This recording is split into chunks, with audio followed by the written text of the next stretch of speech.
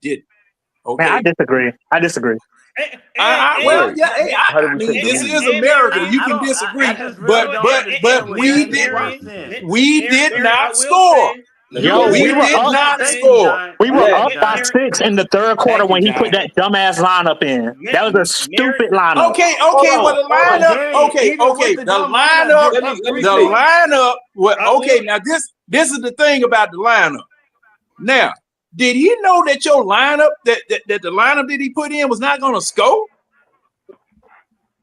Here's the problem, John. Here's the problem. I agree. It wasn't a scoring They're not lineup, gonna but it score. Play also wasn't a defense. defensive lineup either. I don't understand how you mess up both. But well, you Right. mess up You both. put defense in. Hey, it's partly the players and partly the coach. It's Because the coach. the You players can't. they've got to score when they go out there. John, Garrison That lineup- Matthews cannot be your power forward under any circumstances. Never ever. He can't. Never ever. Okay, well, I go along with that. I agree. There's no way that Matthews should be your power forward in no world existed. However, but if you miss shots, wide open shots, and the Hawks were getting good wide open shots, and they were missing. And they made shots tonight. They lost the game on the free throw line. They lost the game. I agree. They did lose the game on free throws, but they lost the game on rotation. Hold on. They didn't. Now it's easy to point to the free throw line because the numbers add up. Okay, but there were opportunities outside of them going to the free throw line that they missed. Stopped it with defense. Like, Let me get I this mean, in I real would quick. They were too small. I mean, the Hawks were too small tonight to stop anybody on defense. Thing I will say, hold. Let me get this in real quick. Yeah, let Marion talk. I want to hear what he has to say. For the last, you want to talk about the last 4 minutes and 25 seconds. In the last 4 minutes and 25 seconds, we gave up 2 crucial offensive rebounds. Now, let me talk about rebounding for a second for Matt.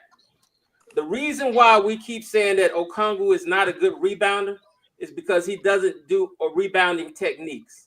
He gets rebounds because the ball falls his way. He doesn't box out. He doesn't fight for position. He doesn't do anything that guarantees that he's getting a rebound. It just so happens that sometimes the ball just falls his way, and it happened 11 times tonight. I watched one time. It happened 11 times. But it only happened 4 times with Siakam. I watched tonight. One time the ball just fell in his hands. He didn't even jump. He had a Clint Capella ball fall in my hands rebound. He is not a good rebounder. He is not a instinctive rebounder. He doesn't fight for rebounds. That's why we say he's a terrible rebounder. You come back and say, well, he got 11 rebounds. Well, most of those is because the ball fell his way, not because he fought for position, not because he boxed anybody out. And the problem is, the ball didn't matter. Let me finish, and then you can have it all. The problem is when we need a rebound, when a team is trying to come back on us, we lose an offensive rebound. And in those 4 minutes and 25 seconds, I think we lost 2, possibly 3 offensive rebounds, and they scored. There were 0 offensive rebounds. Because we got Okongwu in there, and he's not a good rebounder. There were 0 offensive rebounds. There were no offensive rebounders in the final 5 minutes. Last thing. My last rebuttal for Jay. Jay, a minute ago or a few minutes ago, you asked the question, what coach would play a G League player over a starter? Last year, Steve Kerr did it with Klay Thompson. Klay Thompson was on the bench at the end of games more times than any other starter because he was ineffective in games, and Steve Kerr would put in a G Leaguer and play him over Klay Thompson. Did they make the playoffs last year? No, they didn't. Okay, well, I rest my case. Well, I So- mean, Marion, you should have went. You should have went with the Heat. They do that shit all the time. We're gonna backtrack. We're gonna backtrack here to the final 5 minutes of the game. But wow, how many championships do they have, Jay? Jay, how many championships Steve Kerr got? And how many does Quinn have? I rest my case. I think most coaches win if they got Kevin Durant and Steph Curry. But hold on, but I will say the only thing And I will because blame of the way Quinn he for, coaches. the only thing I'll blame Quinn for that 2-minute stretch when Trey Young went out the game, he should have called Zach. No, he should have designed plays for Zach in that stretch because he was hot and he didn't touch the ball again. But then again, I could say, well, Dyson has to find him. He has to understand he's got it going and stop. Yeah, he can drive when there's no one down there, but you're trying to drive into traffic. Same thing with Okongwu. Stop trying to drive into traffic. They could have found, ran more plays for Zach Annett. Stretch, I'll blame Quinn for that, but I can't blame him for this game. He put us right in position to win. He could have put us in a better position. Okay, well, That's all can I you can please go? ask. Well, hang on, because there's a lot of things that are being said that are not factual. The super chat. There's a super chat from Gerald Charleston who says 0 for 8 with Okongwu as starting center. Can I please say that something? speaks for itself. But there's a lot. We got to clear up some things that are not facts. Okay, when Trey Young was subbed out, it was 7:29 left to go. The Hawks actually played they actually played them to a draw because Dyson Daniels had 4 points. So he went out. It was 109-112. When Trey came back, we were only down 1 point. After the 5-minute stretch, the only team that had an offensive rebound was the Hawks, and it was Dyson Daniels who missed the putback. And in that 5-minute stretch, the Hawks went from down 113 to 114. Trey Young hit a 3, 116, 114. He also fouls Nembhard. Nembhard makes his 2 free throws. Trey Young comes back at the tie of the game. Trey Young comes down to hit his 3. And then then all hell breaks loose. You're up 3 points. Again, 4:25. Great defensive possession. All you need to do is get a stop. Now you're playing to be up 5 points or 6 points, and you now get to get in the driver's seat and seize control of the game. It does not happen. Onyeka Okongwu gives up the offensive foul. Then we give up back-to-back threes. That is the stretch that lost. You can't get a stop because Barlow wasn't in the game. Why are we gonna get a stop with double O? Wait. How much points did Pascal have in the first You half? just said what you had to say, Jay, and we couldn't get a stop because Barlow and he didn't have the right team on the floor to get a stop, Jay. Barlow did nothing. How many points? How many points did Pascal? What Barlow do in the first quarter? What Barlow do in the first quarter? Hey yo, Darren was he got 2 block shots and he became intimidated, and then he was getting a rhythm with Trey Young. That's what he was doing in the first quarter. Did you see the rhythm that Trey Young and him was starting to cook? Did you see that when he came down? Trey Young did that long pass. Hey, let's hear what C Wonder got to say. All right. First things first. Go ahead, man. All right, Kool-Aid. Listen, I understand you, bro, and I'm with you. First of all, Matt and Jay, the reason why Okongwu and Barlow were bad was kind of the first time they ever started together. So, of course, since it's the first time you ever started together, it's going to take a minute for you guys to figure out each other out, what you're good at, what do you want to do. Plus, it was Barlow's first start. I would expect the guy's first start to be a little iffy in the first few minutes of the first start of his career, and he had to figure it out. When he figured it out, the defense intensity was there. He had 2 or 3 block shots. He was rebounding well. He was also setting good picks. He was also helping. But he's not the main rebounder though, so it's not. I don't think that either guy was bad. You went on your whole dive trap. I haven't even been here to have my opinion yet. Okay, we were winning in the third quarter. They brought that lineup, brought us back. Quinn then took out Barlow and put in Hunter. Now I can't really blame him considering Hunter had a great game with the Cleveland. But the problem with Hunter now is he's kind of having this issue where he's having a good game and then having a bad game. Inconsistency. He had a good game against against Minnesota. He couldn't do anything the next game. He had a great game against Cleveland, and he hasn't been able to do anything tonight. He had several wide open shots and he didn't make them. Trey was actually trying to help him out. The other thing that I want to talk about is why in the world did Quinn not ride Zach more? Especially in the fourth quarter when that boy was cooking like fish grease. He and Trey were having so much synergy. And if he had half a second on that shot clock violation, it would have changed the whole complexity of the game. Because that boy was hotter than anything. He and Trey were finding each other. They were working off each other. And Trey was going and seeking him out. And Zach was giving really Trey majority of his assists. Now, I'll give Okongwu credit. He got a double-double. But here's the problem. When you 6'8" and you got 6'5" Garrison Matthews, you have all these, like Kool-Aid said, these small dudes running around. It makes things harder because you got Miles Turner out there who's nearly 7 feet. You have Siakam who's nearly 6'11".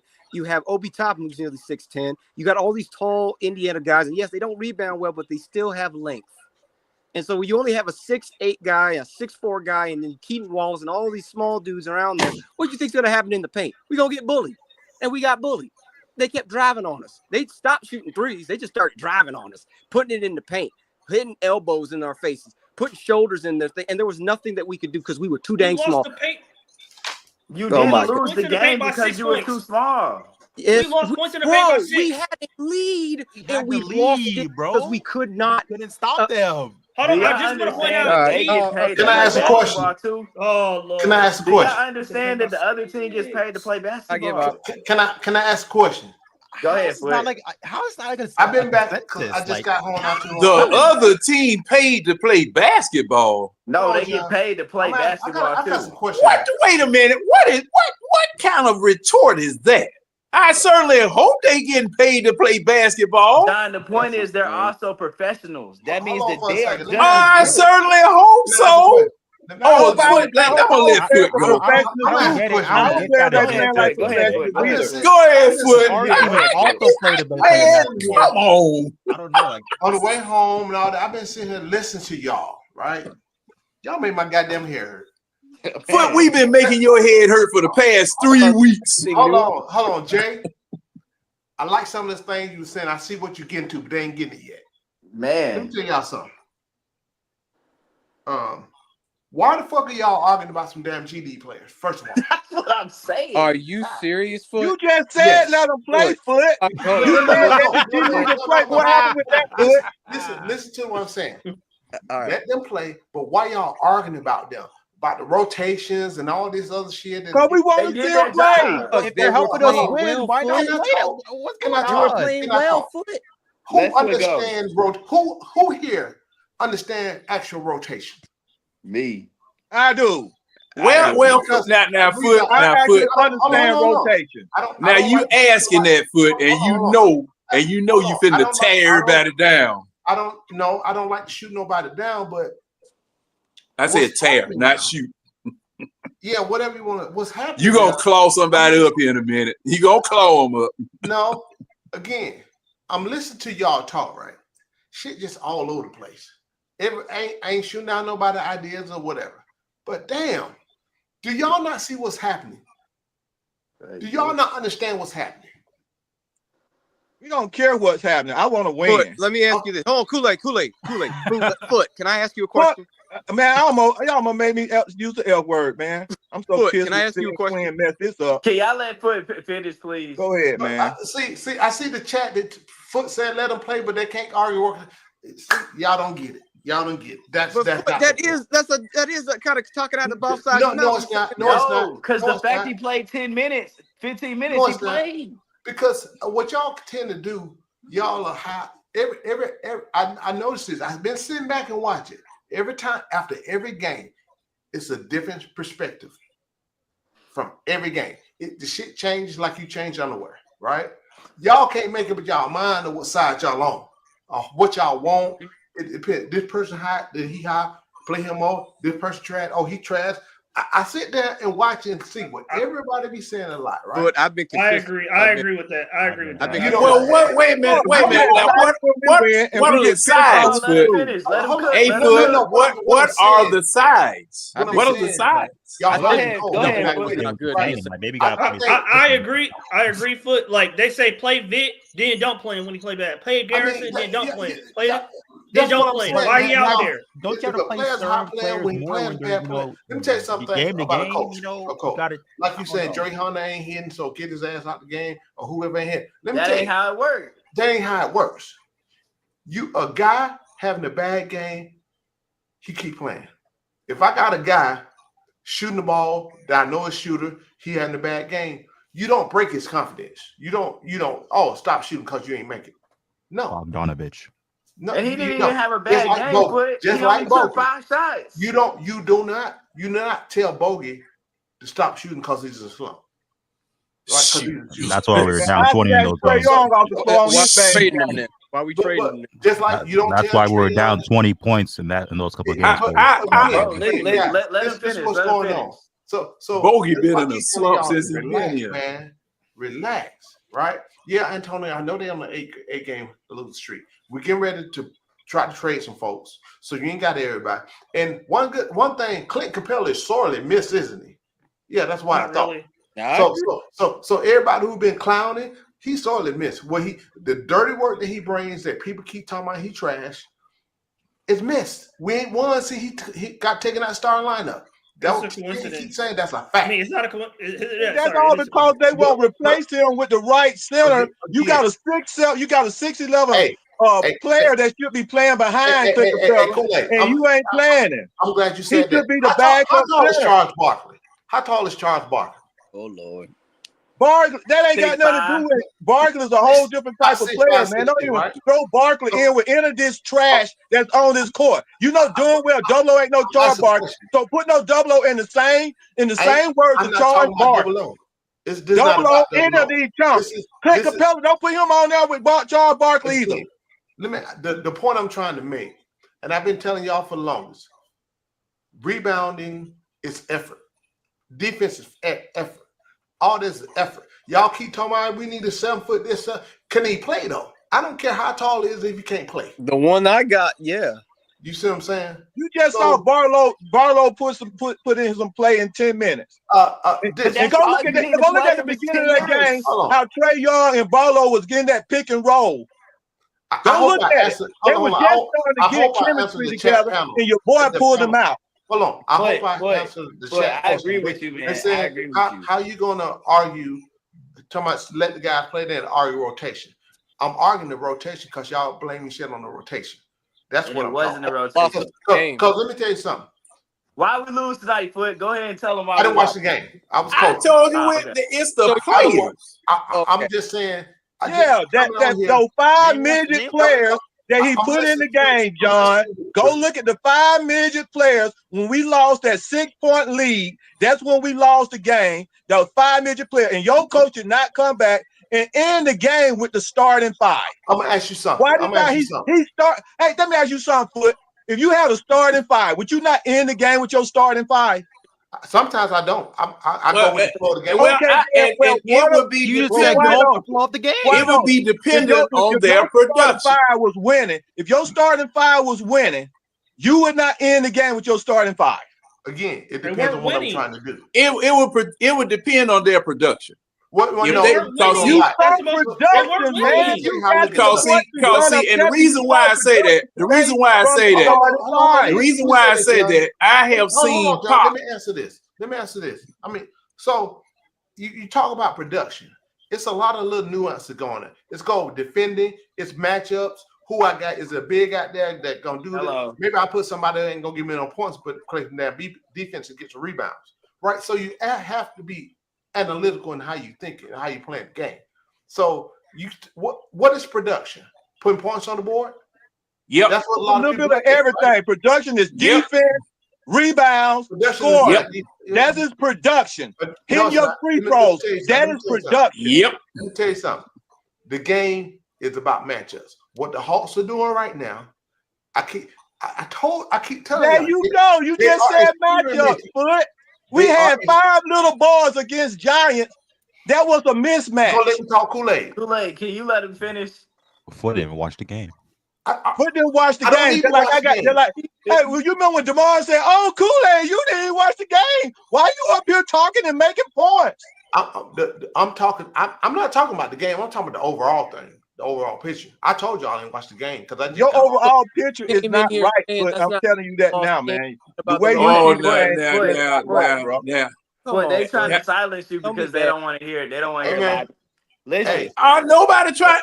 Look, Foot in charge of the mic. Y'all not Foot is in charge of the mic. So ain't nobody silencing Foot. Foot is in charge of the mic. This game right here. I'm gonna make a statement. This for everybody. Y'all might not like it. But wait a minute, let me drink some. Yeah, you need to drink some on this one, John. Don't talk no Trey Young, bro, because ain't no super talk to Trey Young tonight. We put up 34 points. Okay, this ain't the time. Go ahead, Foot. I'm holding on to something. I'm sitting down. Go ahead. Sometimes y'all just need to be fans, man. Because some of this damn analytical the shit, the game y'all be talking, that shit be hilarious, man. I for the longest I've been keeping my mouth shut, but y'all make my goddamn hair hurt, man. Because some of the stuff that just don't, from a basketball perspective. And I'm not saying I'm better than nobody. I've been doing this shit 20-some years. Rec league, AU, whatever, some high school. So I've been doing this a long time. And I don't try to make myself better than the next man. But, bro, the way y'all been doing the last week or so, this losing streak, y'all, how the kids be saying that? Y'all don't crashed out. Well, hard, now, man. It's hard. and You okay, lose. okay, now, Foot, When you see you as a foolishness, coach, man, you gotta as a get coach, sick of it you as a coach, you have your opinion about how it That's right. sounds. This is my opinion. And then all it somebody else who might be a coach might have a different opinion and call, that's right. and call Exactly. all of us. You know, we might need to be fan of coaches. You know, but see, this is the thing. Philosophies differ. Coaching philosophies as far as basketball, they differ. You know, Hey, man, but the only thing I need to straighten out is this mess Jay talking about. They get paid to play too. John, Y'all really? I'm not talking about. Let me just make it clear for everybody. I'm not talking about the whole really. Come on, Jay, you can do way better than that now. But this is why I said that. Doing this losing streak, doing this losing streak, only doing the losing streak. Y'all don't crash the hell out. The shit be funny. Well, yeah, you can't blame us. You can't blame us. It's I'm not talking about anything. You can't blame us because man, this was traumatic. Okay, this was traumatic, and we seeing some horrible, horrific basketball right now. Played. Well, you know, hey, bro. They get ready to trade all around, John. We seeing horrific basketball from coaching to players. I mean, this is Brandon Ingram. I gotta go make a run real quick, man. But yeah, y'all keep up the good work. And Matt, you got it.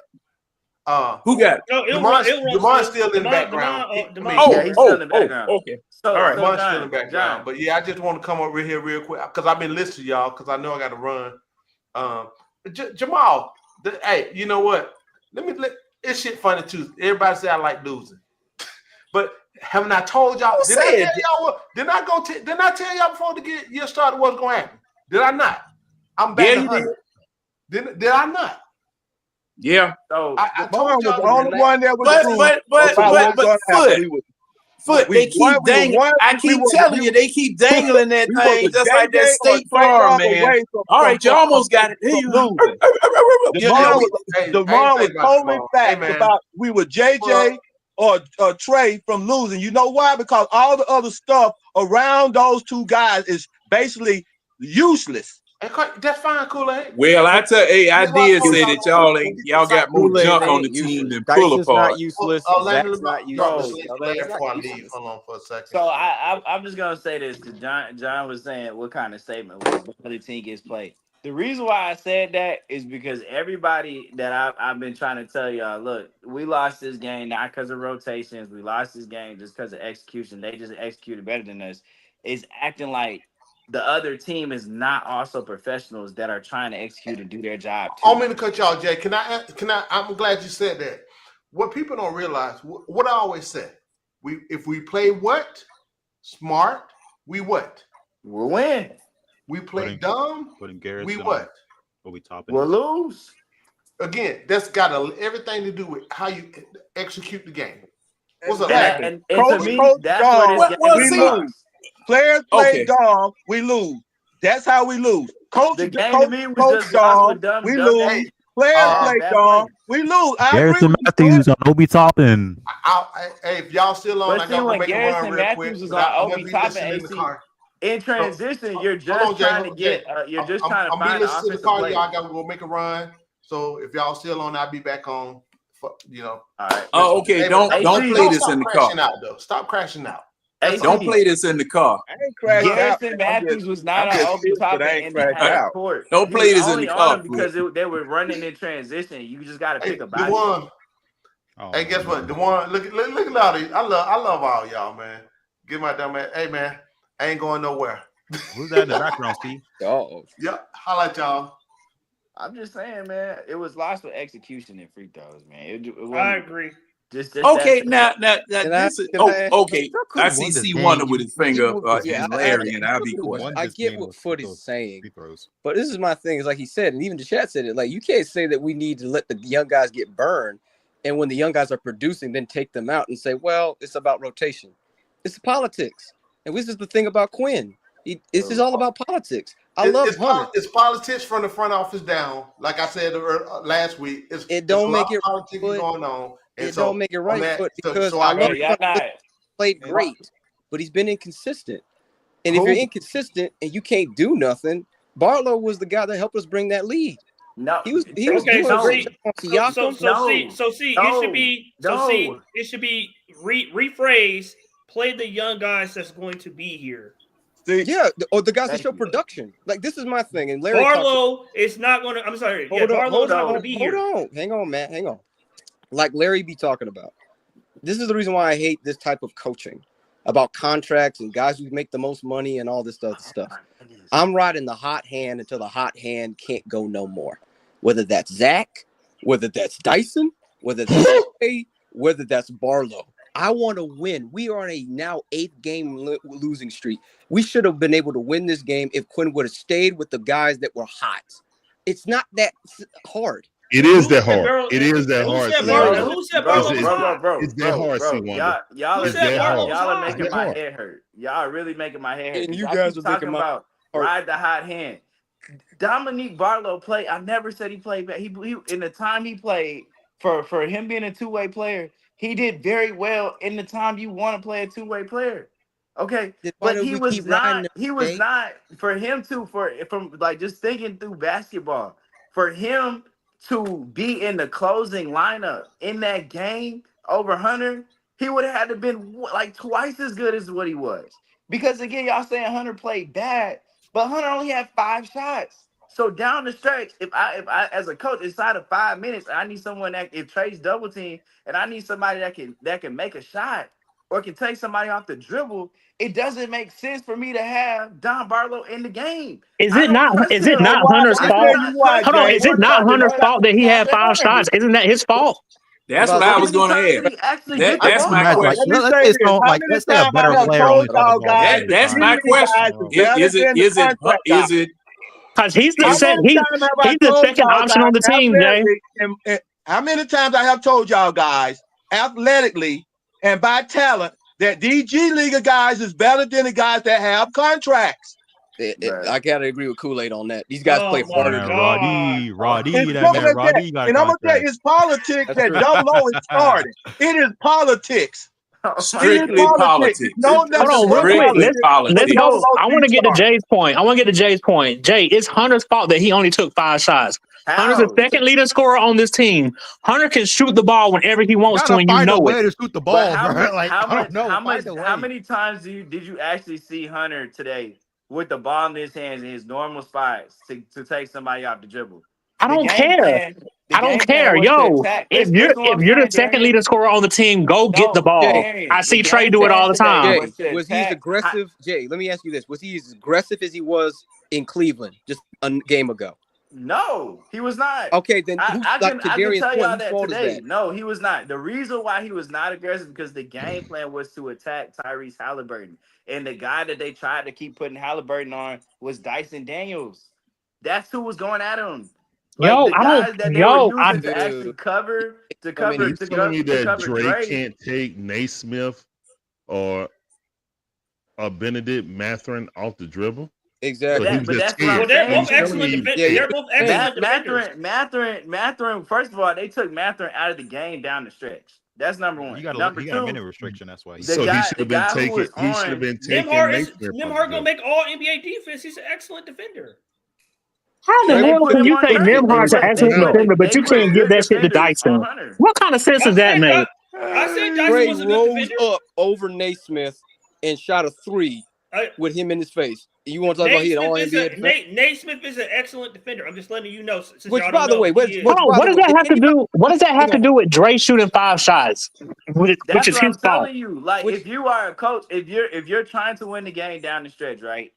You would rather DeMar's a have good Dre defender, on but the he's court not because that much of a again, good defender. Like, bro, I don't understand say that. all NBA team. I don't care that Dre's on. I don't care that Dre's on the court. He's definitely My gonna make beef all NBA is defensive. Not that personally. you're saying Dre didn't play bad and he only took 5 shots. What I'm saying is it's Dre's fault that he only took 5 shots. Even What with those 5 shots, he missed I'm two not. open. I'm not. He missed 2 open Let, threes. let me set the Dyson record was straight more here. aggressive than I'm him. not saying that it's not anybody's fault that Dre took 5 shots. I just said today he really wasn't on the ball. Was Dre calling for the ball and involved in the action like he normally was? No. But Whose down fault the was stretch, that? everyone's talking about, oh, we should have went with this guy or this guy or this guy because Jay was terrible. That doesn't make sense. So you're not making sense because if you're sitting here telling me, Darian, Dre really wasn't a part of the game plan today. So if he's not a part of the game plan, why Whose not fault is have that? Barlow or someone like that in the game so you can stop him from driving? And why would Hunter not be part of the game plan? Exactly. Second Well, best I never want wanted to Hunter out on the his game. I wanted team. Don Barlow He should have inside been, there John. instead of Garrett. Why would he not be part of the game plan? He should Every have been. time he goes out, he on the court. Either way, what you and Matt are saying, you have a useless piece on the court. I think we all saw the same thing today that Dre Hunter wasn't involved in the ball screens. He wasn't really on the ball today. He was more in the spot of bro. I think we So all you saw have that. a useless piece on the court, right? He Yeah, wasn't a I useless mean piece. that. No, Bro, like, do y'all you not can't do understand that. if the play breaks I got down, something on Dre. Hey, Dre now Hunter on the that's Dre. definitely coaching. That's I got definitely something on bad Dre. coaching if that's the bro, trait. y'all If that's not the making case. no sense. I got something on Dre. And this Jay, you're not making sense because you're Don't hold telling it me against him. You got something you're on him. telling Don't hold what it against him. what you're literally He's not saying hitting is, his threes Darian, it's anymore. cool He to makes have a all useless open piece on the threes. court. That's in what this you're telling me. Useless. So in what this the fuck was he game doing? in this 8-game losing streak, DeAndre Hunter has missed at least 3 shots in the last 8 games where he could have either tied the game or gave us the lead. What is the purpose of that stat, Warren? New York, Toronto, and tonight. All right. And how many is Trey Young missing that same stretch, Warren? Trey Young has Trey over not 30. He's not open. He's not but open. that's not what you He's said. not You said he open. missed the Trey shot. is not open, bro. Hunter Bro, is. y'all not making sense. Y'all Trey are is not evaluating open, bro. players on Mason. You see Trey hit that clutch shot towards the end? I'm still on the. But okay. Even though those stats that Juan just gave are true, if that man on the floor and he's the number 2 option on the floor, he got to hit his shots. And if he doesn't hit his shots, he's costing you the game. No, John, he can't hit his shots because he's not a part of the game plan. And see now, Darren, and you're absolutely right, Darren. But see, my thing is whether he's part of the game plan or not. All right, you come down with a play, you miss the shot. It's helter-skelter right after that. It's helter-skelter after that. Whoever gets the ball, you see somebody open and you see somebody over here that might have a better shot than you pass it to him. Okay, Mr. Man, I done passed you the ball. You open. Take the shot. Drive to the basket. It's time for you to do something. And see, since DeAndre Hunter is the next best thing on the floor with the collection of misfit toys that we have right now, you need to score. Or play Zach Richie more. How about Or he that. was getting forced 30 minutes. He was like, Either way, Jay, you can't tell me that DeAndre Hunter needed to be on the floor at that point in time. Yeah, and see, thing is that okay. Hey Mike, why is that? Hey, you gotta scope. We talking in circles. You gotta scope. Let Mike go. Come on, man. Go ahead, Yeah, Mike. I've been listening to y'all since everybody first came on or whatever though. But you in foot. You in foot. What you mean? I mean, I was just listening. I mean, take care of some stuff. But yeah, I'm about to get my head cut off. No, I ain't mad at you. I ain't mad at you, John, or whatever, or whatnot. I would just go, dive into the Zach stuff. Y'all know me or whatever. Go ahead. He didn't necessarily have the greatest first half, but I think he might have only took like maybe 5 or 6 shots in the first half. I mean that's on him, that's on him or whatever though. But I just like Larry knows, and I mean Matt knows what my argument been for Zach, like basically the entire season. What I think typically happens is 2 key things: the minutes and him getting that over 10 touches or whatever. I mean, I think he was slightly over that though, but like just generally speaking, when he gets to 25 minutes minimum and definitely over or whatever, I mean, that's when his he shows more. You know what I'm saying? That's why I always try to argue. I'm like, man, it's very difficult to be efficient, have a great game, and play the role that you're playing or whatever, and like only had under 10 shots. And prime example would be, and I'm not gonna get into who fault it is too much about it, but just like prime example, it would be tonight, DeAndre Hunter, only 5 shots or whatever. Like you can't really expect anybody to come out, you know what I'm saying, doing too much with that. You're not like Trey, or not just to single out Trey, but you're not a point guard, and then you're not a center. So like the point guard get to have the ball every single play. It's like you get to have a rhythm, you get to have a feel, whether you passing or shooting the ball, you get to find your rhythm, get to feel. Hey, Kool-Aid, I just started, man. Let me get like another minute and a half, bro. Go ahead. I'm letting you. I just let my hand up to come after you, man. If they're gonna. Right, I got one after Kool-Aid. but anyway, also as well as a center, and my argument against like other bigs who might show as rookies or whatever. But even with like say double O or about the advantage that you have is that you're gonna be put in that short role a lot more. You know what I'm saying? And you get more bailout dump off passes from Trey, Dyson. I mean, really any and everybody when they drive or somebody. You know what I'm saying? You're their release valve basically at all times. It's possible for you as the role that we often kind of throw Zach into, at least in the past and stuff like that. And what I guess Jay was trying to say Dre was tonight or whatever, is easy for you to not touch that hole. You know what I'm saying? Like a few plays in a row or something like that. Like you off to the side waiting, and it don't necessarily come to your side, or Trey shoots a 3, or Dyson drives all the way to the goal or something like that. You know what I'm saying? It's like it's just very easy for you to not, you know what I'm saying? Or they run the pick and roll with the big, and the big does something. Double O goes, make a move towards the goal or something like that. It's just easy for you to be on the wing and not be involved in stuff or whatever. You know what I'm saying? But I mean, y'all know, man, I'm high on Zach. I mean, this shoot, y'all, my feeling or whatever. I don't necessarily think we're gonna win like that, and I know it's up, being 0-8. But shoot, bro, like I'm almost like, man, we gonna crash out and we gonna just be out here bring whatever it is. But I want to go down with Zach. Like whatever. I mean, pretty much all y'all felt that way. Everybody was like, man, Zach should have got, because it was like that 2-minute stretch, I think, or so. Quinn shocked me. I thought Zach was gonna get benched because he did get up to 29 minutes. I'm keeping the minute track. I'm like, okay, he's been playing a little too long. I'm thinking because it's like 7 minutes. So I'm like, man, I hope he plays him out, let him just stay out there. But I'm like, if anything, just sit him like, you know what I'm saying, 2 minutes, you know what I'm saying, or whatever. But that was Trey that he did that. And while Trey was out or whatever, I mean, it's on coaching, it's on players, it's on everybody else to basically like Zach not touching the ball. Again, being that wing factor, he off to the side. Couple plays, Dyson make a good play, get to the bucket or whatever, this and that though. But a lot of other plays where, like I said, kicked it off his foot. All right, or the ball went double O and double O tries some crap. That's a moment. I'm just saying, in that moment, and say even with Dyson, I feel like, and what I want the hierarchy to immediately change to be like, hey man, we about to live and die with Zach, man. Screw the rest of y'all niggas. Like, I mean, that just, like I said again, that's I do agree. Zach should take more shots than Dyson. 100%. Mike said, Even Larry would agree with that, right? Larry? That was Mike said, damn him. The buddy is asking to go out the mic. Can I go? Can I go right quick? Can I rebuttal to what Mike was saying? Can I rebuttal? Can I go? Could I say? Hey, hey, Mike. Let me do this for you. Thank you, Zach. That's all I've been asking for you, Zach. That's all I ask. Hey, I want Coach get. I don't even see why he's not getting 30 minutes a game. Let me tell you something. If I had to rebuild this team, it'll be Trey Young. Now, I feel about Trey Young the way you feel about Zach. But I think we rebuild this team. We should trash everybody else.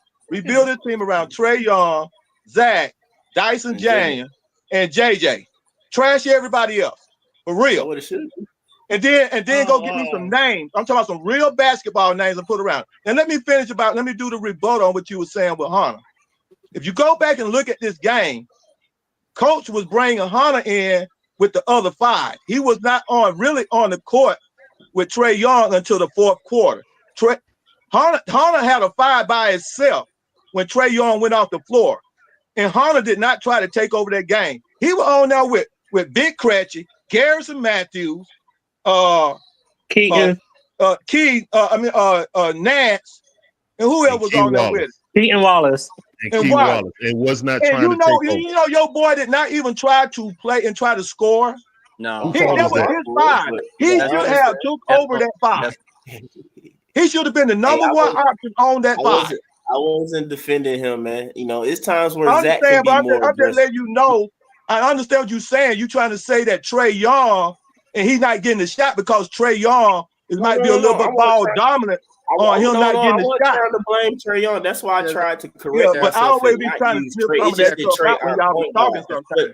Because sometimes when a person not getting the shot, it's not because Trey Young is ball dominant. You understand what I'm saying? No, I was just I said Trey because he's our point guard, but I went on to Dyson as well. Dyson has the same advantage due to the position to find his rhythm, get a rhythm, or all the above, because he get to have the ball, come down, and dictate whatever happens. Versus as a wing, you're not a quote unquote point forward, and you're Magic Johnson or LeBron or Luka, and it's understood that you're gonna get it every single time. Bro, you can go plays without touching it, and I'm just saying it's a different thing, bro. It's just different. That's all. Yeah, I wasn't. Hunter didn't act like he wanted it tonight. That's Also, another thing I want to mention real quick. Another thing I want to mention real quick is that I know Matt and Jay think that we just want to play Barlow. A reason that I want to play Barlow or Gay or Nance is because I feel like OO plays better when he has someone like that by him. Yes, big body. Hence JJ. Yes. The OO's not good when he's the only big out there by himself. Not to me. No, it's not the same. The size, Darian, the size is just it's too glaring, man. He has to have a guy that's at least 6'10" next to him. Here's my thing. Hold on, Matt. I had next, bro. Listen, I agree with Alien.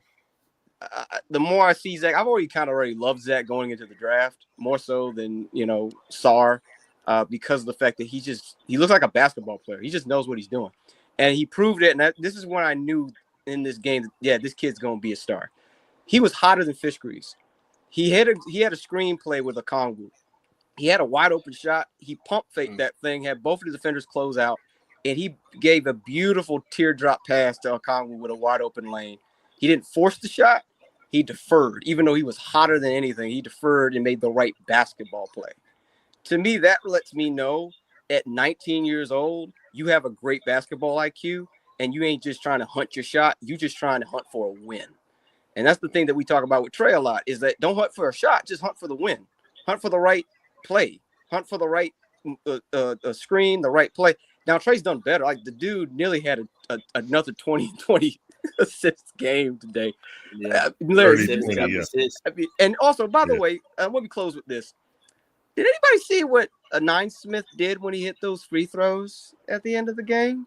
I did. He said he hit the chill. Cornball.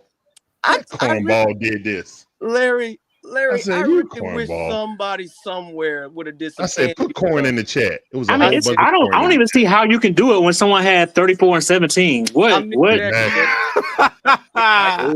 are we doing? That was premeditated or something. I don't know. Either they were talking trash to each other throughout the game and we missed that part, or like I said, it's pretty much premeditated. If they weren't either way, he still got cooked. I mean, like I said, Ben Shepard getting cooked. Ben Shepard getting cooked by Trey. That's when he started. I just want to stress to Darian, we did not lose because Derek Barlow didn't play in the fourth quarter. Just so you understand. I'm not worried about the fourth quarter. My big problem with this game was the third quarter when we lost that damn lead. Hey, how y'all felt? I just feel like we lost the game because of free throws. If you look at it, man, we've been shooting free throws badly for a while now in this losing streak. We missed 10 free throws. That's the game, man. Pretty much. We hit our damn free throws. We didn't execute down the stretch. Outside of Quinn questionable rotations, what we had there we go that we could have did is free throws and DeAndre Hunter. Those are the two glaring things that was really bad in this game. I put it on Dre the most. And DeAndre Hunter. I think I put it Hey, on Dre the most. and Dre guess who can't. missed? Dre can't. Guess who one of the players Dre that How missed can't many free points throws? be. Dre had? How many Dre Guess points who Dre can't one of the had? act players like that missed free he's throws? Double O. Well, no, I'm He saying though, he like, all missed right, two. He no, missed but two. I'm That was saying the 2 points reason. we No, I'm needed. saying Larry, the reason Dre why said, I can't be wouldn't. that passive. Dre Larry, cannot be that That's what passive. I'm saying. Larry, That's I why the said, reason. If I'm ranking the two, my bad. See, hold on, real quick. But yeah, go ahead. that's I'm why I sorry. rank the two or whatever, because I don't feel like anybody really. I don't know. It wasn't one I person gotta that go off just into walked my away with turn to like sleep, 5 man. Y'all missed take free it throws easy. or something like that. The free All right, throws Peace. is Larry. just balanced out, All right, man. About to unfortunately. go to sleep. But Okay. Drake can't have what, 4 points? That can't happen, man. What's Yeah, going I mean, on? If and Drake that's got 10 points, I mean, we win. yeah, Alien. That's my point, man. It's like he's been having this inconsistent stuff going on the last couple of weeks. Well, he'll have a good game and he'll have a bad game, and I just can't. You can't be the 6th man of the year type dude. You got to bring it every night. And like I said, I hear what Jay and 4 Matt points, saying. extremely. Like, bro, you gotta if you coming off the bench as the 6th man, you got to be aggressive every single time your butt steps on the court. You see what Pritchard do when it comes to Boston. He gives it every single night. If you're gonna be the 6th man, even the homeboy that they got, TJ McCollum, he was trying to bring it every single night. He didn't score, but he was bringing the defensive intensity. He was bringing up everything. Like you can't just sit there and be like, oh, I'm just gonna wait till Trey help me out. Nah, that's not how that works. You got to be, if you're the 6th man, like you said, if we get 10 points from DeAndre, we win, bro. Like I mean, that's true, but you also got to recognize Dre is not going to be as hot as he was at the beginning because it was like a 12-game gap between. I don't think he's else. talking about hot, Matt. I think he's talking about the fact that he only took 5 shots, man. Exactly. 5. Darian, that's exactly what I'm talking about. And he You missed have to 4 of hunt them. your shot. I don't care if you're the 6th man. If you are the number 1 option off the bench, you should be hunting your shot every single game. If Quinn is saying, "Hey, dude, we running the bench I mean, mob," that's true. Like I He's said, never the been. sad He's part never about been. it, You know, he was not Drake's on the never been floor with extremely stars. He was aggressive. not on the floor with You know what I'm another saying? star. When he was on the floor, he was not on the floor with another star. and that's the main So problem. that means he's supposed to be the number 1 option if he's not on the floor with another star. I mean, When that's he true. was I'm on the just floor, saying. he was the only person on that floor. He should at least took at least 3 or 4 or 5 more extra shots when Trey was not on the floor. And this is the reason why I agree with DeAndre Hunter is because of the fact he's inconsistent. I love him, but he's not consistent. He'll give you a great game, and then he will give you games like this. I need a guy on the bench that's going to give it every single time. That's why I'm not opposed to trading him, especially now that he's at his max value and getting something for him. I can't really say he's not consistent this year, only because he's averaging 19. Well, I'll say this week, these last 2 weeks, Darian. These last 2 weeks, he's been off and on. He's had a great game, and he'll have a bad game. Then he'll have a great game. He averaging 19 for the year. Yeah. Yeah. Who? Hunter? Yeah. Yeah, because he did so well the first 5 games, but the last few games he been. Hey, he's a Cinderella, man. I call him. Well, I gotta check. I gotta check that. He's a Cinderella, man. When the clock but strikes 12, one it's thing. over.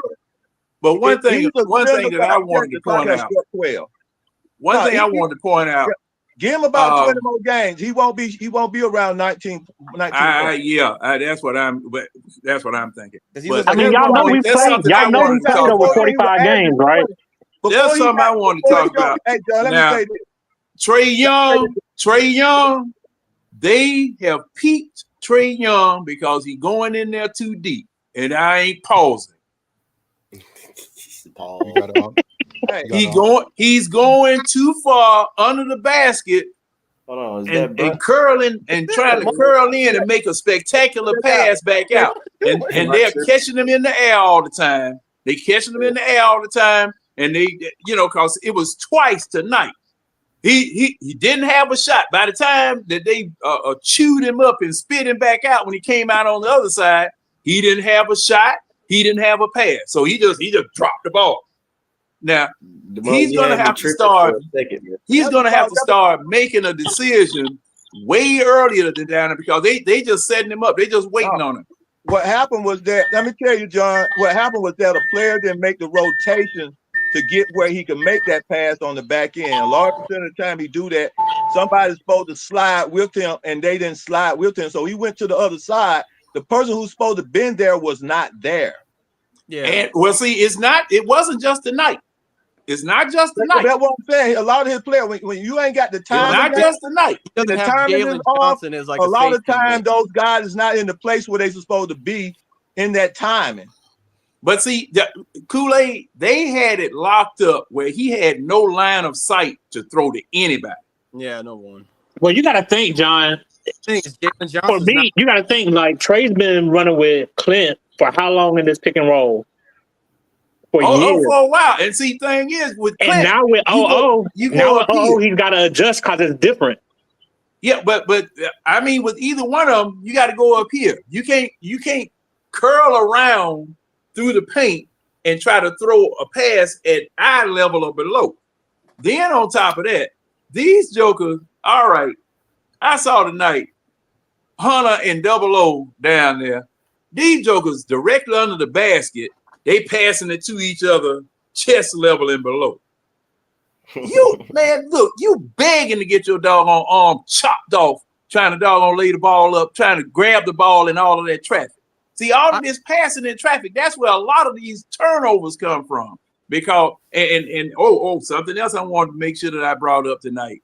92-9, people were talking about Trey Young. They were calling and talking about Trey Young is turning the ball over too much. And Trey Young, it's a high-risk, high-reward situation. No, Magic Johnson, when he led the league in assists, he also led the league in turnovers. Yeah, that's why it's a tired argument, man, because literally James Harden and Cade both also made the All-Star team, and they right there with Russell Trey. Westbrook. I mean, too. James Harden, Tyler. It's always gonna happen, man. And then also too, what makes them great passer is the passes that they'll attempt. You know what I'm saying? It's the risk. They taking a risk. No, John, about the pass. He is turning it over a little bit too much, John. Lately, he's turned over a little bit too much. But to Kool-Aid's point, the offense is He could be the timing. So, he had a late turnover, right, trying to bounce pass it to Zach, didn't he? When Zach was going bait on something. So like, and see, that's a a lot of the offense with Quinn is about the rhythm and the timing of the cuts and things like that. And so, like, they got to be in their right spots. They put some. But when when you got two hands with all thumbs on both hands, these jokers can't. These jokers can't catch worth of nothing.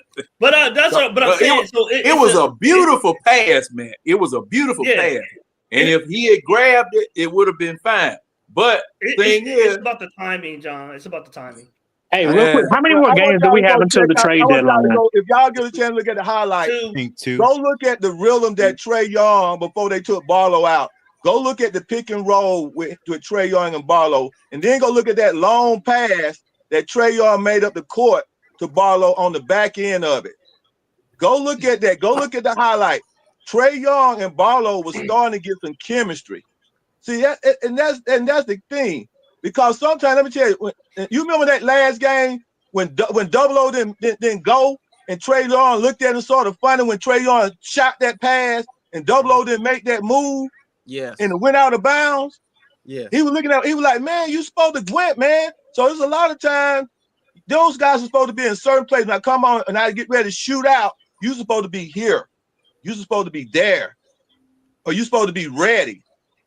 And that, because it's a split second, man. You can easily make turnover if your guys ain't ready on those split second when you getting yourself in a situation and you drawing double. To Kool-Aid's point, this is the reason why Trey is such a great passer. You have to be a great aggressive slasher for him to really be able to do his thing.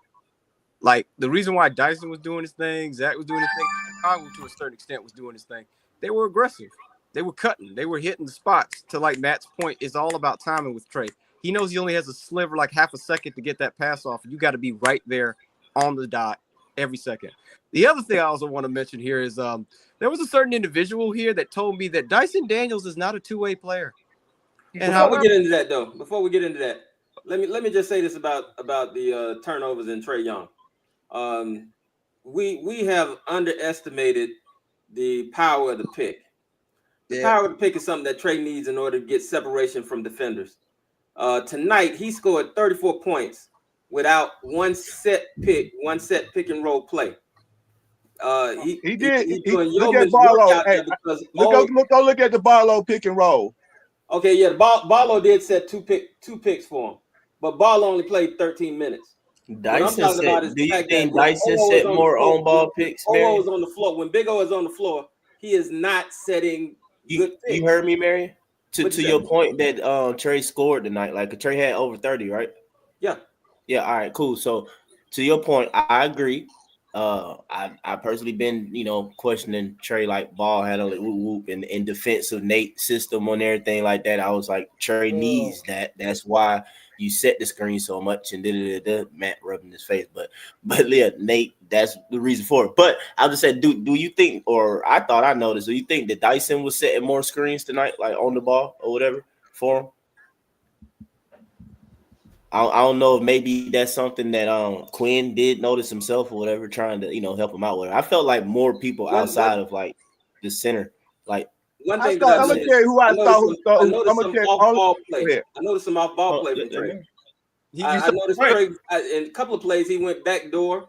You and saw got, that and cut, got some, and got some easy scores. Yeah, you saw that cut that he had. So I do think that there's probably some different things that Quinn is trying to do, but the fact of the matter is you need a center that can set a pick because that's when he's most effective. The float game and the pick and roll game is his bread and butter. And he just missing his floaters. I mean, he get them. He just missing them. Yeah, because the he only got people a that defender stand right pick there. for Trey Young and Larry Right Nance. there. Now I'm gonna say all the people who really set good plans for Trey is Larry Nance and Clint, and then and Clint Capella. Yeah. Now I sometimes when I'm at the game, I holler for some of the other players to come hit picks, but most of them gonna slip the picks. When Hunter come over to set a pick for Trey, he slipped the pick. Now that's okay because we saw in that last game when Hunter came over to slip the pick. Hunter slipped the pick and got wide open on that three that we were supposed to win the game with. That was fine. And out, man. It was that what you call a pick and that what you call a pick and pop. And it was a pick and pop to an open spot, and he missed it. Now sometimes Clint Capella will do a pick, but sometimes he'll slip a pick and pop pick. But that'll leave Trey with two, and then Trey get it, and then Clint Capella be wide open. But Okongu, 90% of the time by Okongu, he cutting. He is not setting picks. He is actually cutting. Yeah. He actually come like he gonna do the pick and he cuts. Yeah, and that's the difference between because let me tell you something. This is what Trey Young said. They asked him this question. They said, if you were playing with Shaq, what would be the difference in your game? He said, I would be wide open all game because he knows Shaq is gonna set a full pick. That means when Shaq set the pick, he's gonna be open. 7-3. He's gonna bring him an opportunity to shoot the three or cut to the basket. He's gonna be open. I think Akan opens up different things in the offense, like the first play of the game when he fakes the DH hit the bounce pass on the baseline cut on that slot cut, I believe by Zach. So to open up the game, so like Akan opens up more for the offense than this traditional big center that y'all talking about. That it relieves the pressure from Trey, or he don't got to try to make the whole game because Let me say this to Matt. Could I say this to Matt? I'm gonna shut up for a while after I say this to Matt. The rebuttal to Matt on this. I want to say that. How many assists Okongu had tonight? Let me look. I think he only had 2, but what about the hockey? In the last game, how many? I remember he had one game. He had 4 it's not assists. just about. But it's not. Listen what I'm finna tell you, Matt. You know he assists the ball too to the other big that is playing with him. It's crazy. Go look at it. You said what? He literally get his assist off the other bigs that is playing beside him. I don't. What? As I said, he get his assist off the other bigs that is playing beside him. He had 3 assists. All right, well, let me just say this right here. I get what. Listen, like I said, Double O is not a terrible player. He's not, but he's just not a starter. I'm sorry. Now I'll give Matt credit for this. Is that he's a better passer than I expected. But the thing is that in this system, especially when it comes to Trey, you have to stay to Trey's strengths, and that is folks a big man who can pick, and a big man who can finish. Okongwu can sort of finish, but he isn't that athletic to do so, and we already covered how bad of a pick setter he is. Matt, you can talk about, well, he sets pretty good picks. No, he needs to set great picks. As big as he is as far as weight, he has to set great picks, and he doesn't do that. Like Kool-Aid said and others have said, he constantly likes to slip. He wants to cheat first. He wants to go and tail the basket before the pick is fully set, which leaves Trey completely exposed with 2 defenders on his butt, which leads to a lot of those turnovers. Why? That's because what. He's not open. But see, and that's also, but see, that's the offense. So okay, No. so back what Mike, No. back to what Mike said initially with Nate McMillan, where we ran the pick and roll with the highest frequency in the NBA, right? When Quinn, we're trying to move away from that. It's a different. It's so many nuances in that. We had a different team. We had a better record. That's all that matters. I don't want to.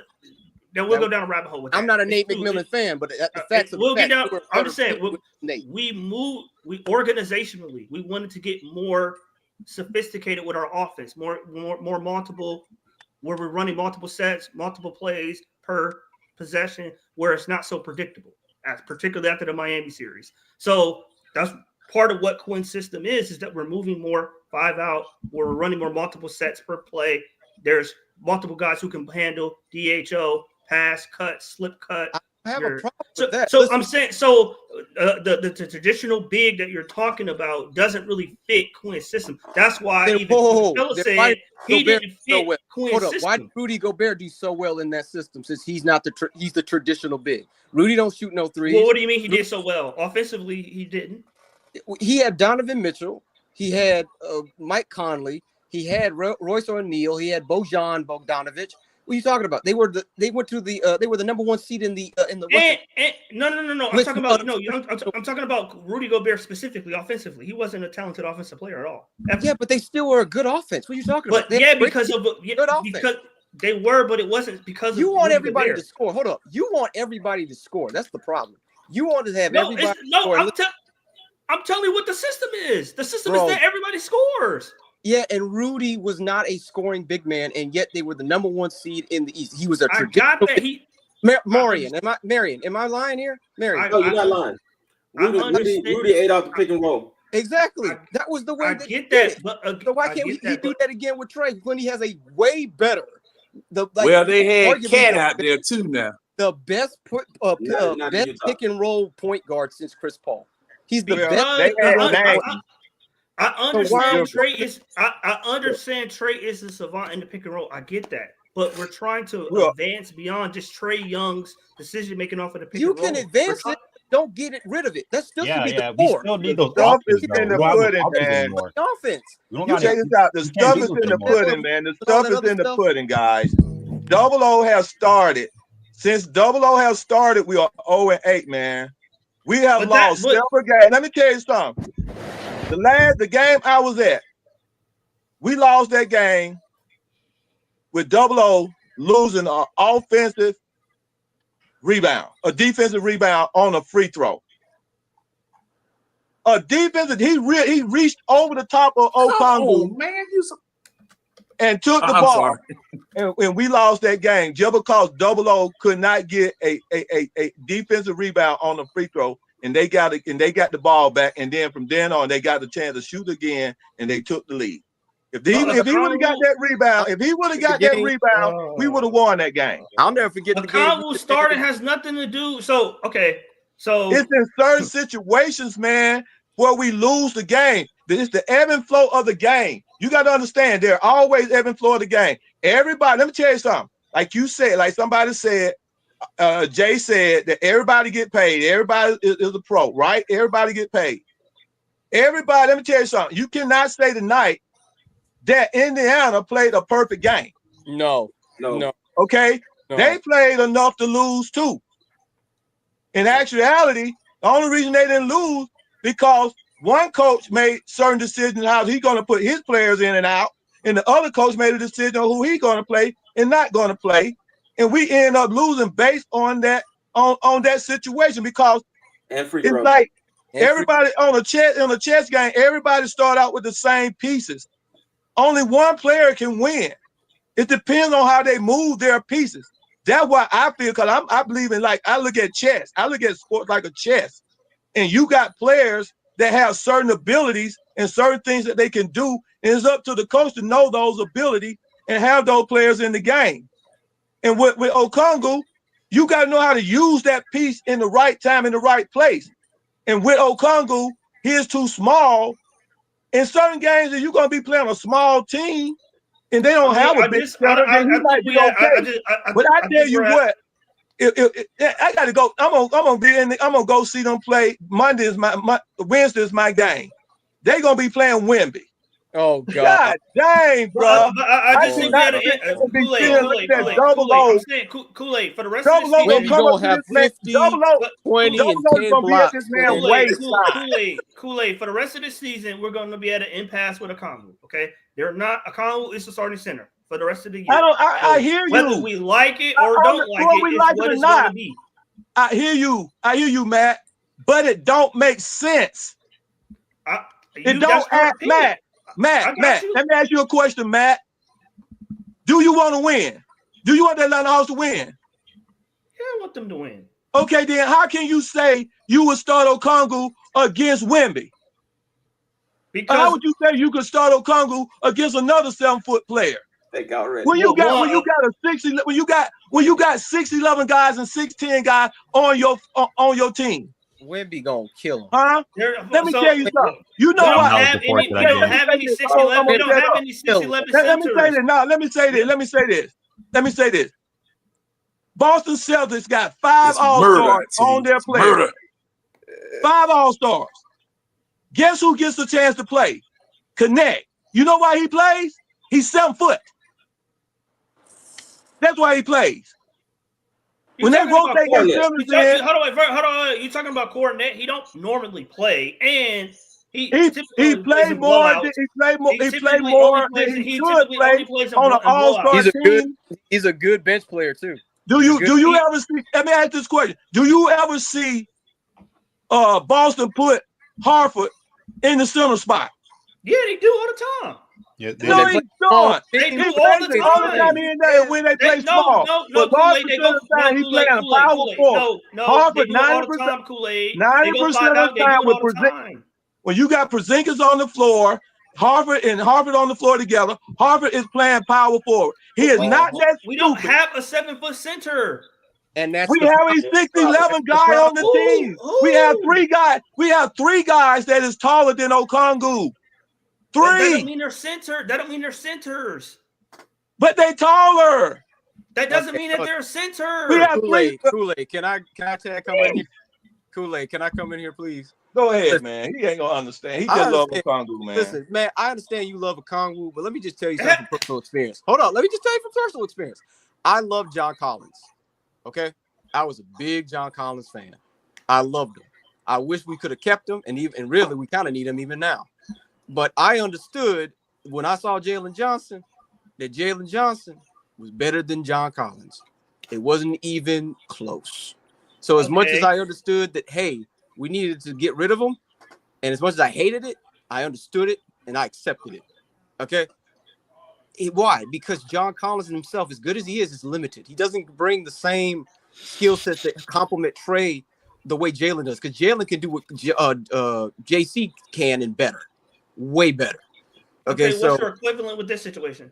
The equivalent is when it comes to Okongwu, I like his skill set, but he doesn't complement Trey's skill set very well. He doesn't. Clint does. Now, the only reason why Clint is getting traded is because he's old. And he obviously ain't got the touch. He ain't got the skill. But let me ask you this, too. When we went to the Eastern Conference Finals, what was Clint? Was he like a Okongwu in his special center, or was he the traditional center? We were running a different scheme. He was an old school center. Okay, thank you. All defense, lobs, layups when he could hit. But see. 1, that was 4 years ago. 2, we haven't made it since. I got you. But we're trying to run a totally different scheme. Different system. Matt, you just looping, dog. I hear you. The problem is that we're. I know you don't think it fits Trey Young. I get that. Hold up, it doesn't fit exactly. It doesn't fit Trey. I got you, but I'm telling you, they don't. I'm telling you. See, they're trying to expand beyond what myopically what's right for Trey. They're not looking at it. They're not looking at it We like 8 They're years looking in at it nigga as far as the career, bro. whole Why are we team. moving away from what are you good at?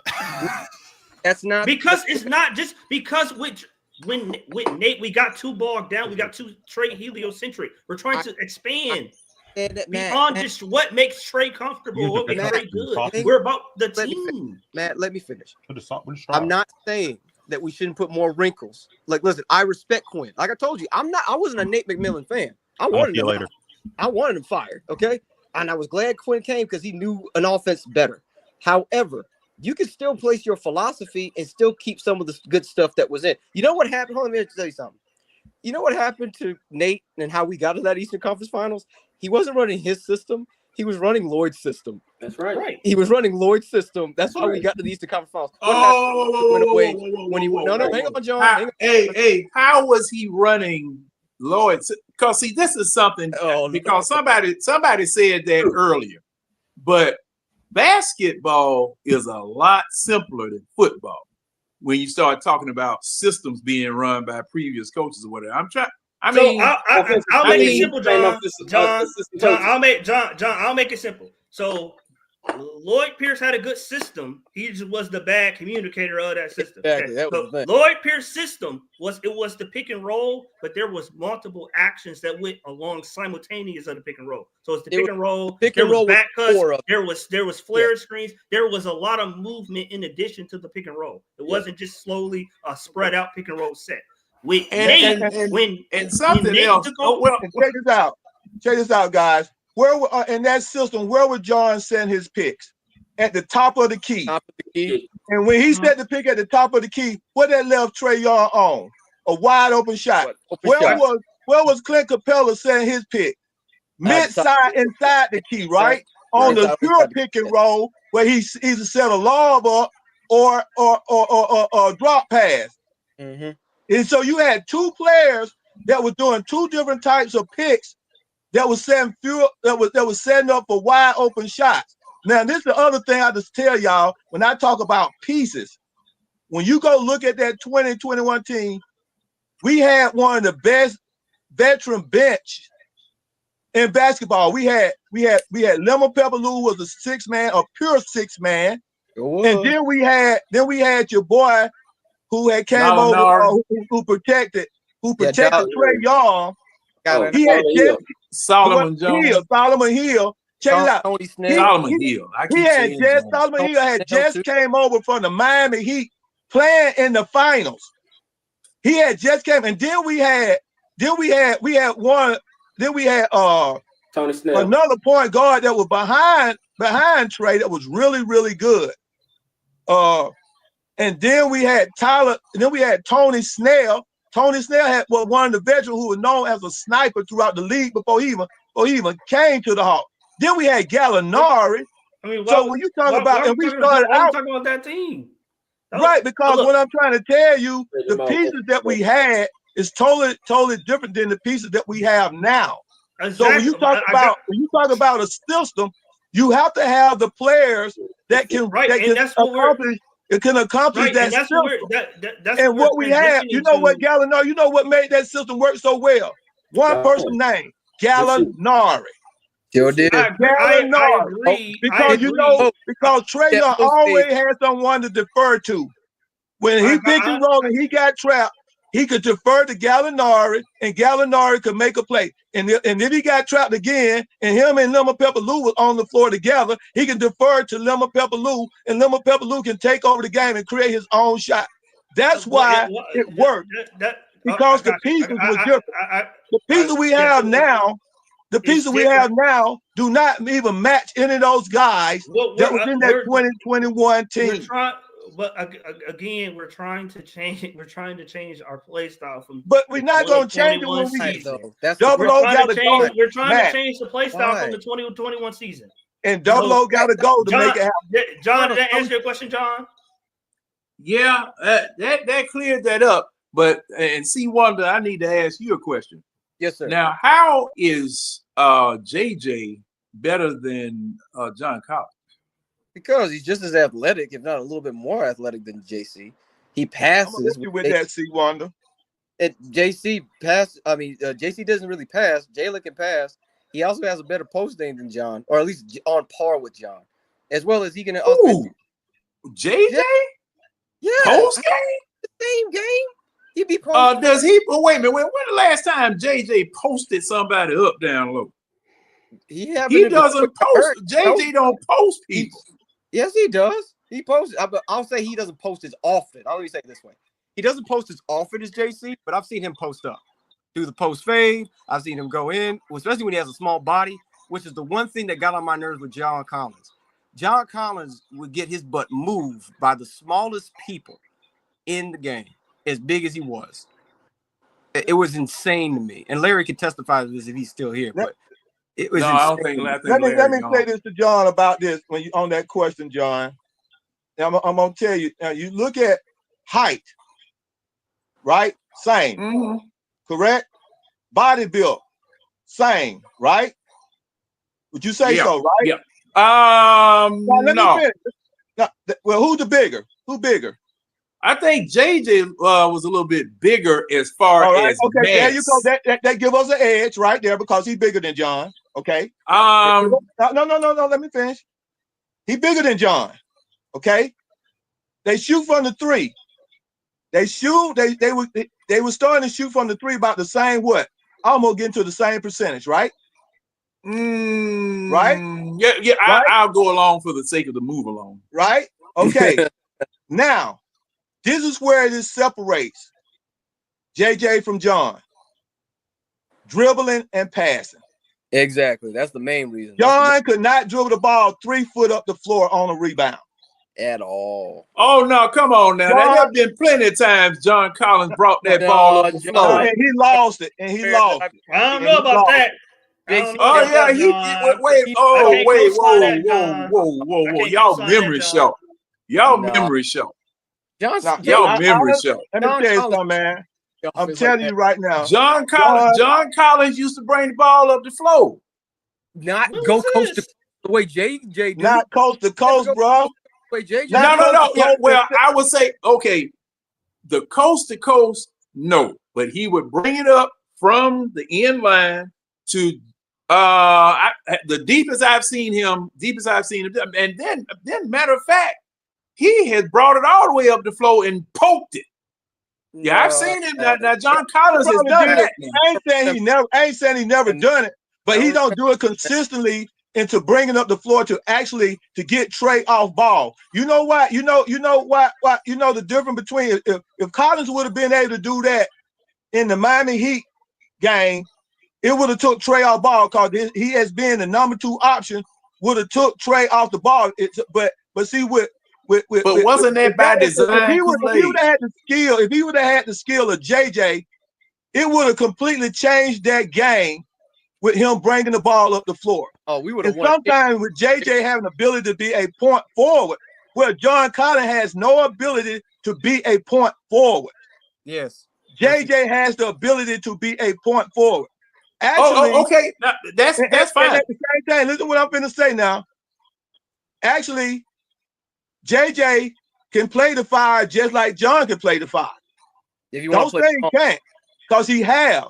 He played the 5 in high school. He played the 5 in college. And he played the 5 a couple of times his first few years down here in Atlanta. When they put him in on the short team. When they put him in the last parts of the game, they were on put the short team Kool-Aid. Was that on the short team? That's funny. Oh, that's on the trash team at the end of the game because he just was coming off the bench. But the point is, I'm making that they put him as a center, put him in as player as a center also. I see it, but as for separation, I'm telling you the difference between skill and talent. Now they might even shoot free throws about the same. I don't know. Colin might shoot a little bit better. I think but ain't much. Colin shoots better.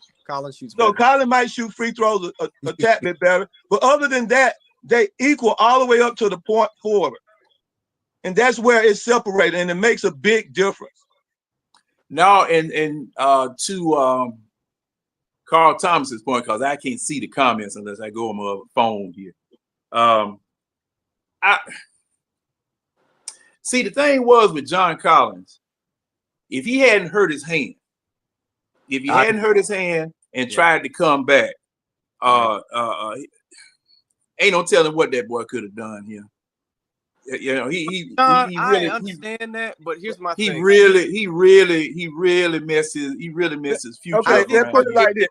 Hang on, Kool-Aid. Let me just say this real quick. Go ahead. Arch Alien said it best. I really would have wished to see John Collins fully healthy in Quinn's system because he would have worked. I think he would have worked very well. He would have worked very well. I don't But at think the same so. time, I still wouldn't have started him ahead of Jalen though. He would have been a backup. Let me put a watch on this. John, and you Because all you know they're saying the Utah. Hey, John, did you see the Utah? Did you see when Collins came back? Let me say that. Did you see the Utah game when Collins came back and played the Atlanta Hawks? When he would talk about he was gonna be coming back that year, come out, he would he can't wait to that game. He's gonna mark it on his calendar. Yeah, Did you see that game? I saw that his hand was still messed up. Did you not see JJ cook him? He just whooped his tail bad, boy. JJ cooked that man. JJ made that man look like he don't even supposed to be playing basketball in that game. So what I'm saying, if JJ went over and played with Utah, JJ was starting to look like he almost became a superstar. You know how close JJ was to being a all-star this year. He was injury away. He was so close to being in that top 6, top 10 of being picked to be an all-star. Close to John Collins ever thought of being picked to be an all-star. His first year really starting. His first year. Guess what? Guess who y'all saying? When that man was healthy, guess who your boy was talking about? He's standing on. We'll have to agree to disagree. I can't do it. Because I can't do it. Trash. We're not saying John Collins is trash. He's a pretty good player. He's a real good I can't do player. it. But as far as on who would you rather have starting, Jalen Johnson or John Collins? It's Jalen Johnson all day. It's Jalen Johnson all day. At this time, or both of them at their peak, I would rather have John Collins. I would take Jalen at right now over John Collins at his peak. Well, and one of the reasons why John Collins used to attack the basket. Those lobs, there was no doubt. There was no doubt with John Collins out there. As far if you lob it up there, he going to get it. He going to get that's why I said. That's why I said, John. We're trying to, move a little bit away from. Carl Thomas talking about it, bro. First of all, if JJ was here, he'd put up the same 19 and 11 rebounds and 2 blocks. And JC, it's And see, I remember when Collins first came here, and from time to time, him and Double O, they still do the same thing. They're not ready to. They're not ready to go to the roof. A lot of time they're not ready to go to the roof. These jokers would lay the ball up right beside the rim instead of over the rim. I agree with you. More aggressive, start just dumping it, just yamming it on people. Yeah, so LeBron, I would say something. LeBron James, Dameron, it ain't that easy. Dameron, it ain't that easy. I'm not just seeing because our name's John. No, it ain't that easy, bro. I'm not seeing a center out there. Hey, John. Do you watch Utah? Do you watch Utah with your boy over there? Do you watch him? I don't. Okay, so John over there playing with some really good players. Mm-hmm. He has not pushed the needle to help them move anywhere, and he over there with Kessler and Walker and all them good players, and what's the boy name? He over there with them, and he has not pushed the needle one bit. Guess what? Jalen Johnson went down on our team. We ain't won since. Haven't won since. You better say it. You better say it, Kool-Aid. Well, I mean, that goes along with the other coincidence that Ticket brings out. You ain't won since Okongwu been out there. That's such a lazy. That's such a lazy argument.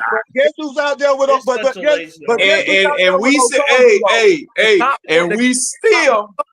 He don't want to admit that's the reality. No. You talking about Ticket? No, I'm talking about the one above you.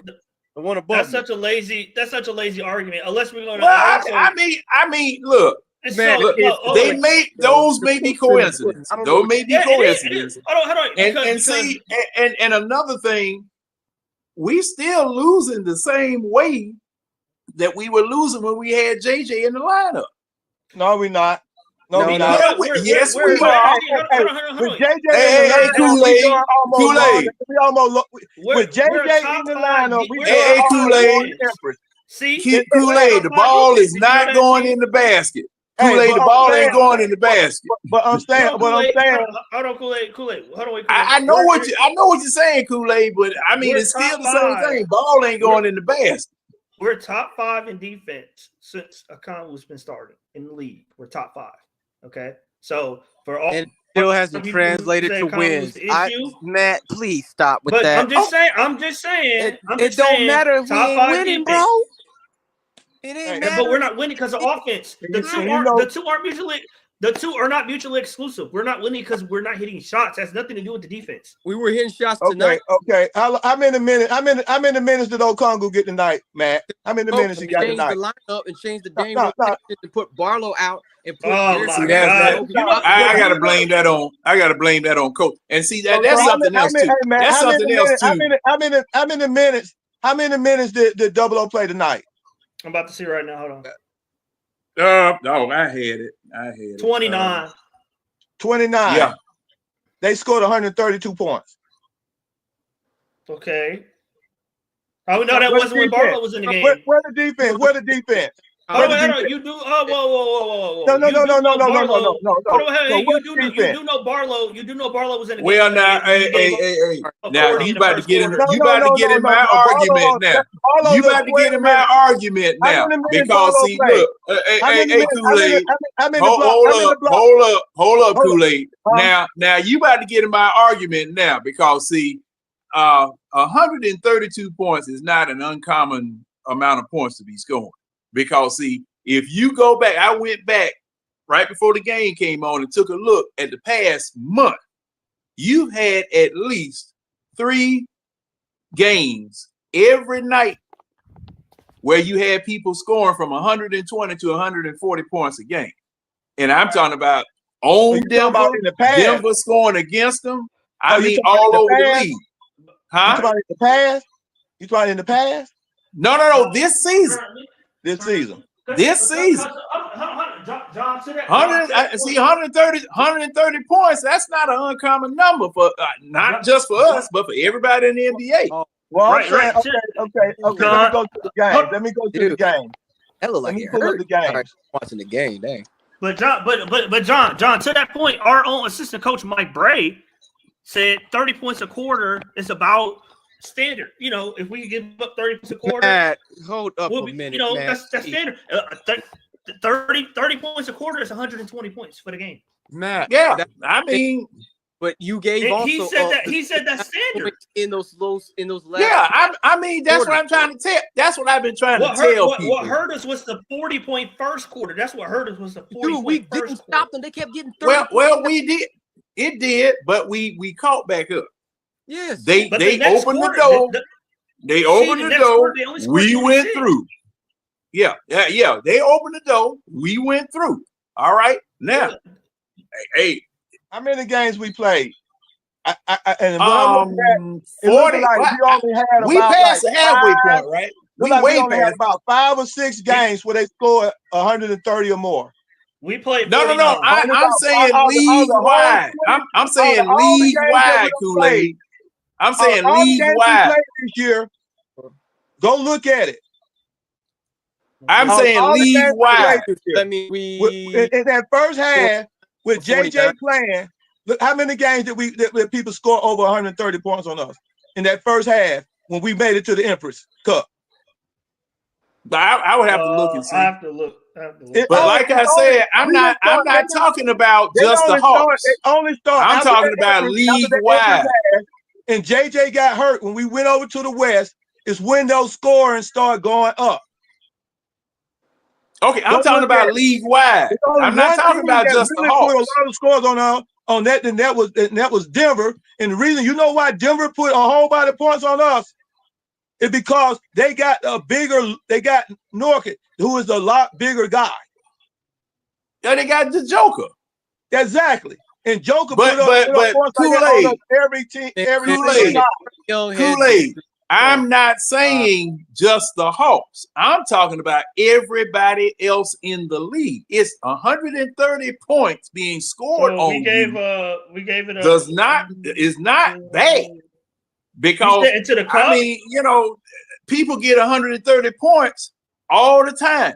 Some But of them get at a large 140. percent of the time, if you allow a team to score 130 points or more, and you not a scoring team to score with them, your You chance of gonna winning lose. is very slim. Now, last That's year right. when Trey Young was in the top 5, a lot of their games they would win 131 to 130.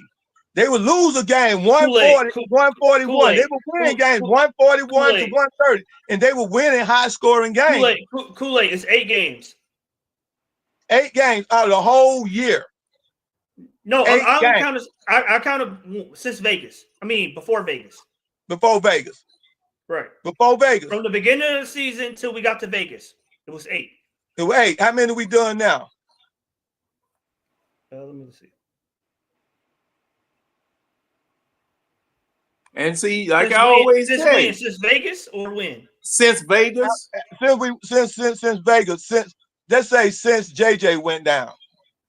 And see, that's what I've always told you. When you're in a shootout, don't bring a knife. bring your gun. Because the team that defends the most does not win the game. Shorty say you talk a whole lot about the defense thing, but we got blown out by Cleveland, and we were basically in a shootout with Indiana tonight. So I mean, you want to talk about 4 defense? Kool-Aid 4. Man, Okay. I get what you're saying about defense and all this other stuff, but the real thing here is that people need to understand is, Okongwu's just not it, dog. Like, you got to understand this. Like, But hold on, wait. What has been the number one complaint since Trey Young team? What's the number one complaint of a Trey Young team? Defense. I agree. Exactly. So if we fix that problem, but no, we didn't. We've lost. We've scored enough to win these last 2 games. We just haven't been able to stop anybody. We're top 5 in defense. That doesn't translate to these last 2 games. We still couldn't stop anybody in the fourth quarter. You know what? Okay, Shaq. What y'all consider Shaq experience in winning championships? But y'all, if he says something, would y'all take what he says? For the most part, he winning championships. And this is what he said. Well, it depends on what he said. Defense, the most important part about defense is timely stops. The most important thing about offense is timely scoring. It's not about defense or offense throughout the whole game. It's when you make the stops and when you score. That's what Shaq said. This is why you win championship. What I call clutch shots. When you're supposed to hit it, like tonight, Hunter had a clutch shot. You got to make that clutch shot. When you had to make that timely stop, they didn't make the timely stop when we took the lead.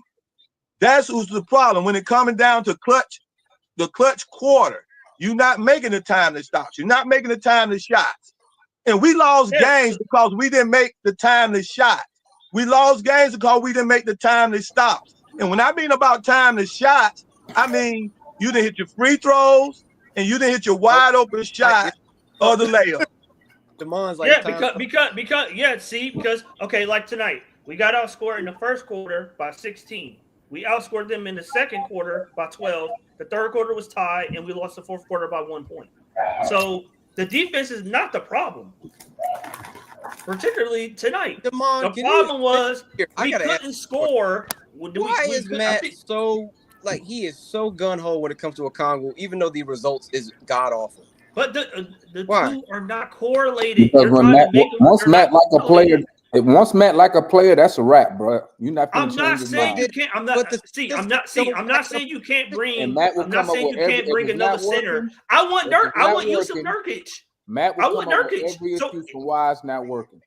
I like Nurkic. If we could get Nurkic tomorrow, I would do it. I like Nurkic. I finally got him to convince that we need to move on from Hunter. Well, I mean, it got to be for the right package. But That's not what you said. I'm not opposed. It was the right package. Look, I'm not opposed to moving on from Okongwu. My contention the whole time has been I need to see what Okongwu is next season for at least half the year with JJ full time, with Zach full time, with Trey full time, to be able to say it's not going to work. If you want to bring a developmental center in along the way while you develop, that's cool. But I'm not about to throw him out and say, oh, we're 0-8. Obviously, look at the predicament he got thrown into. The first game he started in, we had a new starting lineup. You know what I'm saying? Outside of him, we had Vic Krejci out there. Okay, he's not a real dude. We see that right now. Vic Krejci's a vibes guy. He shouldn't be playing major minutes. So good, and he's such a difference maker that he should be, along with Zach, Dyson, and Trey, be able to carry this team up with them to make sure that we win, even without Jalen. I'm not saying that without Jalen that things get harder. Of course they do. But if he's such a great center like you're saying he is, he should be able to help Trey, help Zach, and help Dyson. He should have been able to dominate in this game no matter how small. That's because Akamu's a backup. He propelled us to a top. Demond, he put. Hold on, wait, Demond. When have we ever had a top 5 defense ever in Trey Young's entire career? We don't got one right now. Yes, we do right now. Since Akamu been starting, we have a top 5 defense. A weak sample. But that's what you're judging him on. A weak sample. But that's what you're judging him on. You're judging him on this last week. Fellas, I'm about to end the show, man. Hey, salute to everybody who tapped in, man. We appreciate the support. Hey, appreciate it, Demond, man. Let us have this get off our chest moments, man. Yeah, thank y'all for coming on, man. All right, man. I appreciate everybody, man. And we will catch you next game. Hopefully, it's not. I think we're gonna have some new. I think we're gonna have some new I members gotta of go. the team. Hey, Demond, I got to go see Double O get beat up by Wemby on Friday. Nobody want to bring up this head coach. Head coach need to be on the hot seat, but hey, I mean, only Atlanta where you can lose 8 in a row and everybody think it's all good. No, we need to give him an extension. All right, I'm gonna holler at y'all, man. Y'all stay up. Hey, extension right, code. Take care, man. Yeah.